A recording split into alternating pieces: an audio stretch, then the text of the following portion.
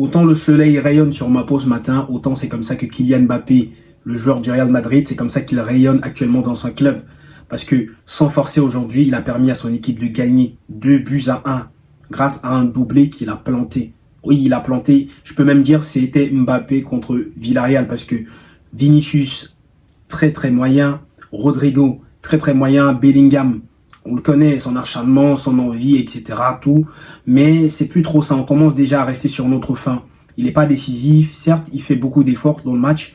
Mais c'est pas trop ça. C'est pas ce qu'on attend de lui. On attend de lui de la créativité. On attend de lui qu'il fasse des choses, qu'il nous éblouisse, qu'il continue de faire ce qu'il a fait la saison dernière.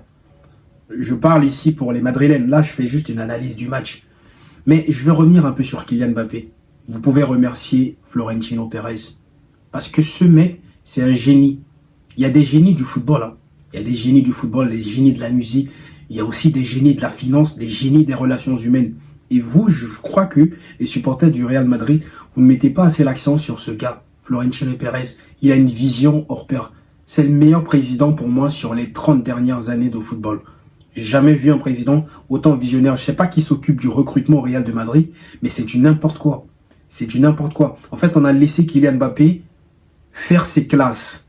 En fait, il a marché, il a passé toutes les étapes pour arriver au sommet. Parce qu'en termes de football, le Real de Madrid, c'est le top du top. C'est le meilleur club au monde, même si je suis barcelonais, force est de constater que en termes de carrière, en termes de prestance, le Real de Madrid, c'est le meilleur club. Donc, il est passé dans la pépinière, il est passé à Monaco, il est passé au PSG, il a joué avec l'équipe de France. Donc, on était en train de le former, on le préparait déjà pour sa destination finale qui était le Real de Madrid. Il n'était pas du tout pressé. Florentino Pérez savait que Kylian Mbappé allait arriver. Et c'est pour ça qu'il a recruté. C'est pour ce genre de match où tu as ton équipe qui ne joue pas bien, mais que tu as un joueur qui est capable de te mettre 2 goals. Voilà. Une fois qu'on a fini de parler de Mbappé, on va revenir sur un mec. Lui, je ne sais pas ce qu'il fait encore là. Est-ce qu'il est en train de faire cours de football? Il a une classe où on dit apprendre à jouer au milieu de terrain. Luka Modric, évidemment, c'est de lui que je parle.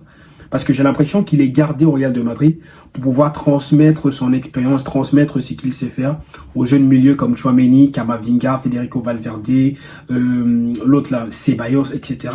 Parce que je ne comprends pas, à 39 ans, comment est-ce que tu fais pour rester au top niveau comme ça? Et c'est pas qu'il est nul. Non, il n'est pas nul. À chaque fois qu'il rentre, il réussit toujours à me procurer du plaisir. C'est ce genre de joueur-là, hormis des statistiques, il a ce truc-là. Quand il joue, tu te dis, mais comment est-ce qu'il réussit à faire ça? Il sort, il est hors de la norme, il sort du commun de ce qui se fait habituellement. Et c'est pour ça qu'il est tant respecté, Luka Modric. Vraiment big up à lui, il est vraiment très très fort. Mais j'espère que bientôt il va aller à sa retraite. Ça y est, c'est bon. C'est bon, t'as rendu service au club, t'as rendu service au football. Merci. Mais il est temps que tu partes aussi. Ça y est, c'est bon, on est fatigué de voir Luka Modric jouer. Maintenant, revenons sur ce mec, le professionnel à l'état pur. Le professionnel à l'état pur, Federico Valverde. Mais oui, Federico Valverde, c'est un gars, même quand il se met debout, tu sens que ce garçon, il est bien éduqué. Tu sens que lui, il a été préparé, il a été bien formaté depuis la maison. Et tu sens qu'il vit pour ce club. La façon dont il joue, il y a une action où il a fait un tacle comme ça. Je me dis non, c'est pas possible. Il se plaint pas, il fait pas de vagues, il joue juste au football. Et il se met au service de son collectif. Et c'est ce genre de joueur dont on a besoin pour gagner des titres.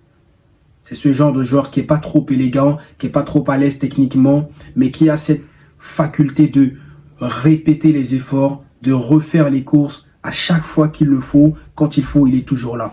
Et vraiment ça, c'est à féliciter et c'est à mettre en avant. Ça, c'est ce genre de joueur que j'ai aussi besoin à Barcelone. On a aussi besoin de mecs qui doivent être capables de faire le sale boulot pour les autres. Attention, je ne critique pas notre façon de jouer. Je dis juste qu'il faut aussi ce genre de profil-là chez nous. Il nous faut au moins un comme ça. Parce que ce mec, je l'adore. Voilà, je l'ai dit comme ça, je l'adore. Federico Valverde, ce joueur, il est hors pair.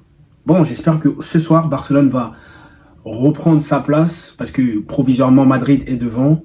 Et j'espère qu'ils vont reprendre leur place et repasser en tête du championnat, même si on a un match en retard.